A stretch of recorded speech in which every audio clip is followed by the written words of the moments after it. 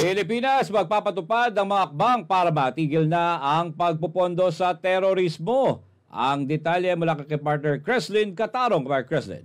Papatupad ang Administrasyong Marcos ng ilang hakbang para pigilan ang pagpasok ng mga pondo mula sa ibang bansa para tustusan ang mga aktibidad ng terorista.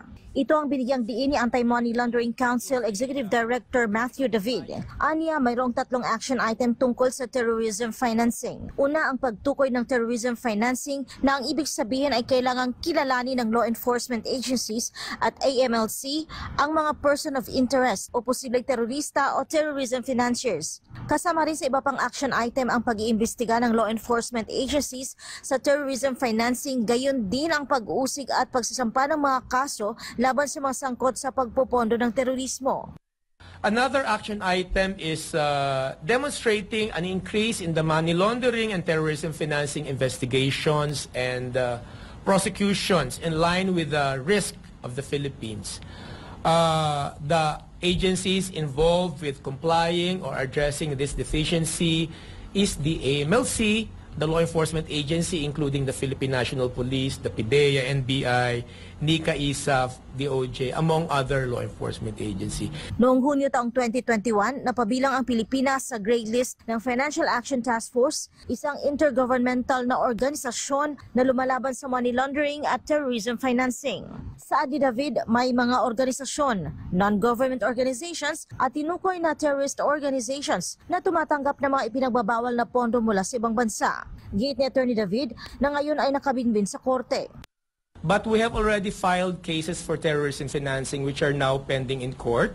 These are now pending in court. I'm not at liberty to disclose the details yet because sub judice pa ho ito mga to.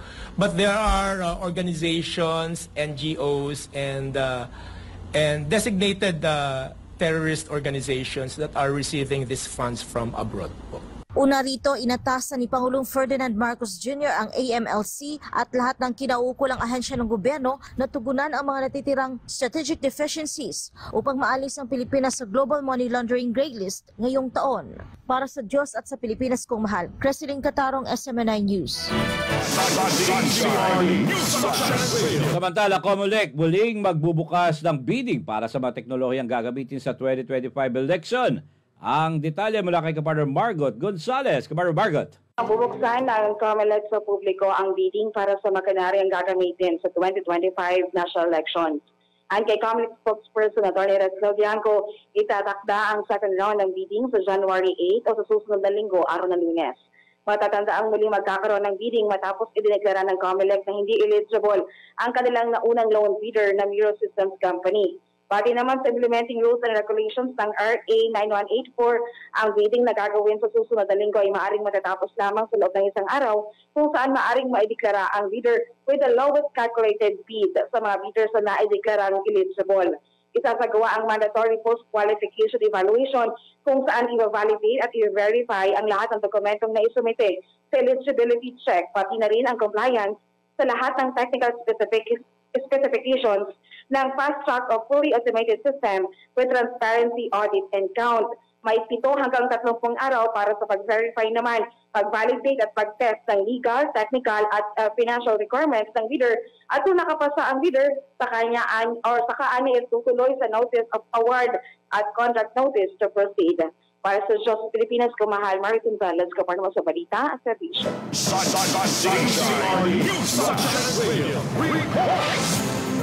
At dagdag pang balita, kung walang tinatago, walang dapat katakutan. Ayon yan kay former PNP Chief General Albayalde. Ang detalye mula kay kapartner Kyra Gaspe. Wala naman tayong dapat ikatakot. Pinasaringan ni former PNP Chief Retired Police General Oscar Albayalde ang mga nasa katungkulan na walang dapat katakutan sa pagtatanong ng SMNI at sa hamon ni dating Pangulong Rodrigo Duterte na buksan ang libro upang malaman ng taong bayan kung paano ginagamit ang pondo ng gobyerno. Kung walang itinatago, walang dapat katakutan. Ito ang naging pahayag ni dating PNP Chief Retired Police General Oscar Albayalde kasabay na naging hamon ni dating Pangulong Rodrigo Duterte sa kanyang programang Gikan sa Masa para sa Masa magbasa sa SMNI sa Kamara na buksan ang libro at busisiin kung paano ginagamit ang pondo ng gobyerno. Gayon din ang pagtatanong ni Ka Eric sa programang Laban Kasama ang Bayan kaugnay sa 1.8 billion pesos na travel expenses sa Office of the Speaker. Let's just be transparent. The people deserves to know. The people deserve to know. Kasi pera po ng bayan naman ang pinag-uusapan. Yes. No? Kung wala naman talaga tayong tinatago, wala naman tayong dapat ikatakot. No? At saka sabi ko nga, pag ikaw ay public servant, of course, lahat ng mata ay nasa'yo. No? Lahat ng mata. Hindi naman po natin sinasabing tayo'y malinis lahat na ganon. Pero marami kasi sigurong nakikita yung mga taong bayan na kailangan explain ng mga nunungkulan sa atin. No? Kaya siguro nasabi ng dating presidente natin yan. Matatandaang sinuspinde ng Movie and Television Review and Classification Board o MTRCB ang dalawang programa ng SMNI dahil sa isyu ng hamon at pagtatanong sa House Speaker kung kaya pinaimbestigahan ng House Legislative Franchises Committee ang prangkisa ng SMNI dahil nagdulot daw umano ito ng negatibong imahe kay House Speaker Martin Romualdez. Kasunod nito ay sinuspindi rin ng National Telecommunications Commission o NTC ang operasyon ng SMNI sa radyo at telebisyon sa loob ng 30 araw. Ayon kay Police General Oscar Albayalde, hindi kailanman maaaring baliin ang kalayaan ng pamamahayag dahil kabilang ito sa statutory rights ng bawat tao. The freedom of expression, these are part of our check and balance. No? Hindi po kasi ito yung paraan na para hindi mo maabuso yung pwesto. No?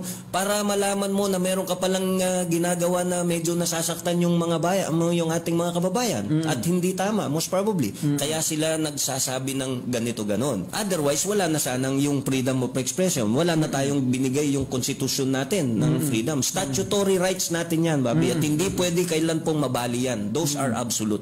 Dagdag pa nito na kailangang bigyan ng pansin ang Commission on Audit o COA upang malaman ng mamamayan na ang kaban ng bayan ay nagagamit para sa tao. Maganda nga po yun at merong sumisilip sa atin, no? Para yung mga nanunungkulan natin, they will not serve or head the agency with impunity, ika nga, no? Yung parang untouchable. No?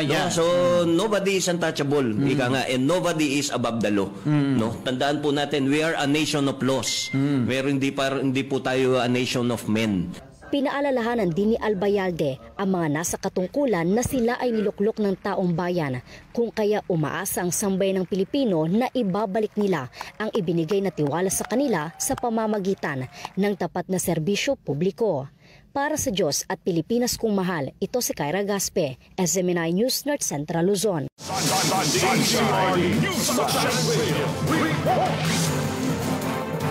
Samantala, MMDA umapila sa publiko na maging responsable sa pagtatapon ng basura ngayong bagong taon. Ang detalye mula kay kapartner Jason Rubrico. Kapar Jason. May apela nga ang Metropolitan Manila Development Authority o MMDA sa publiko ngayong 2024. Sabi ng MMDA na dapat maging responsable na ang lahat sa pagtatapon ng mga basura sa tamang lugar. Ipananawagan din ng ahensya ang pagre-recycle ng mga basurang nakolekta na maaari pang mapakinabangan. Ang apela ng MMDA ay kasunod ng pagkolekta nila ng 60 trash bags ng basura sa Luneta Park matapos ang selebrasyon ng bagong taon. Karamihan sa mga nakolekta rito ay bote, plastic, tirang pagkain, straw at karton na iniwan ng manamasyal sa lugar. Para sa Diyos at sa Pilipinas kumahal, ako si Jason Rubrico, kapartner mo sa balita at serbisyo. At sa iba pang mga balita, ikalawang maritime cooperative activity sa pagitan ng Pilipinas at US isasagawa sa WPS. Ang detaling yan mula kay kapartner Paul Montibon. Kapartner Paul. Sa mismong bagong taon, January 1, nakasama ang SMNI sa isang mahaba-habang paglalakbay sa mga karagatan sakop ng West Philippine Sea. Bago lumayag, isang briefing muna ang isinagawa ng mga tauhan ng Philippine Navy para sa mga dapat at hindi dapat gawin sa misyon na aming susuungin. Matapos nito, ganap na alas 5 ng hapon ay tumulak na ang barkong sasakyan namin, ang BRP Ramon Alcaraz Philippine Navy. Matapos ang ilang oras na paglalayag mula sa karagatan ng Zambales ay narating na rin namin ang malawak naman na karagatan dito sa Lubang Occidental, Mindoro, kung saan dito naman opisyal na isasagawa ang iba't ibang maritime exercises sa pagitan ng iba't ibang participating units mula sa Pilipinas at Amerika. Eksaktong alas 6 ng umaga, itinaas ang bandila ng Pilipinas para sa pagbubukas ng aktibidad. Inabot pa ng isang oras bago unti-unting namataan ang paglapit ng mga participating units na may standard distance na 500 to 1,000 yards. Ito na ang hudyat para sa pagsisimula ng ikalawang maritime cooperative activity na ginanap sa malawak na karagatan ng West Philippine Sea.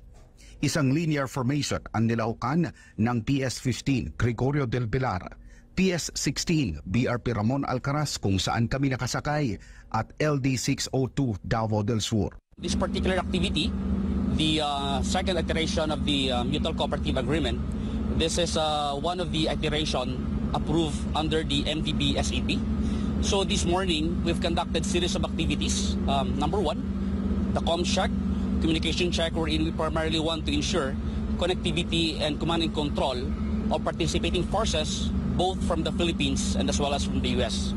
And at the same time, this particular activity covers various OOW maneuvers. So as you can see, we've conducted a lot of formations, at the same time executions of maneuvers among participating forces. So for this particular end of the day, this will also cover a series of screen exercise. Primarily the screen exercise, it will emphasize as well formations to ensure the maneuverability of the ship and their ability to somewhat execute various formations for combat operations.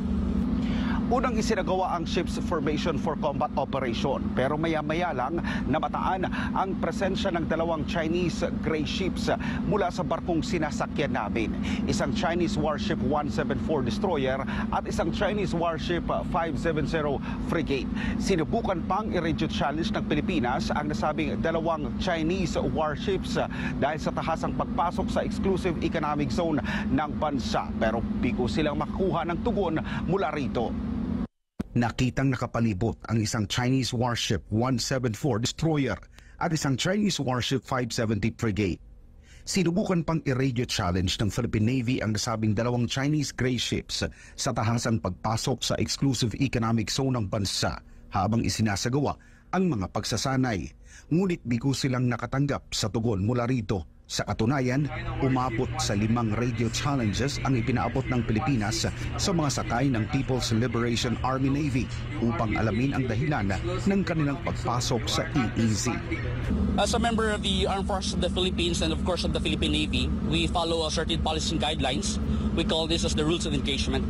So this is our Bible in ensuring that in the event of disruptive, at the same time dangerous maneuvers from any other countries that's want to disrupt the exercise, will be obliged to follow this one. As much as we want to ensure the safety and the security of our vessels and the personnel, so that's why we want to follow this particular ROEs. Sa kabilang banda, hindi naman nagdulot ng anumang tensyon sa panig ng Pilipinas ang namataang presensya ng Chinese warships, kaya naman tuloy pa rin ang drill. Ngunit patuloy rin na nakaaligid ang dalawang barko ng China, bagamat wala naman itong ginawang kaduda-dudang hakbang. So for this particular scenario, as dictated as well by our ROEs, so what we're going to do is as long as this disruption will not somewhat affect the safety of our personnel and security, we will as well go as planned in our maneuvers. Ilan pa lamang ito sa marami pang drill na lalahukan ng dalawang puwersa. May namataan rin na isang US Navy ship sa loob ng 200 nautical mile exclusive economic zone activity area sa gitna ng ginagawang aktibidad. Inaasahan na magtatapos ang mga aktibidad na ito na parehong may layuning mapalakas ang ugnayan ng dalawang bansa, partikular na sa depensa nito, lalo't kasalukuyang humaharap sa mga hamon ng Pilipinas sa mga pinag-aagawang teritoryo sa West Philippine Sea. For this particular exercise, the RP-US joint exercise wants to ensure seamless integration of capabilities, at the same time testing our techniques, tactics, and procedures on how to go about and address evolving threats and challenges in the maritime domain, and also as well other threats both traditional and non-traditional threats. Para sa Diyos at sa Pilipinas pumahal, mula dito sa West Philippine Sea. Balik sa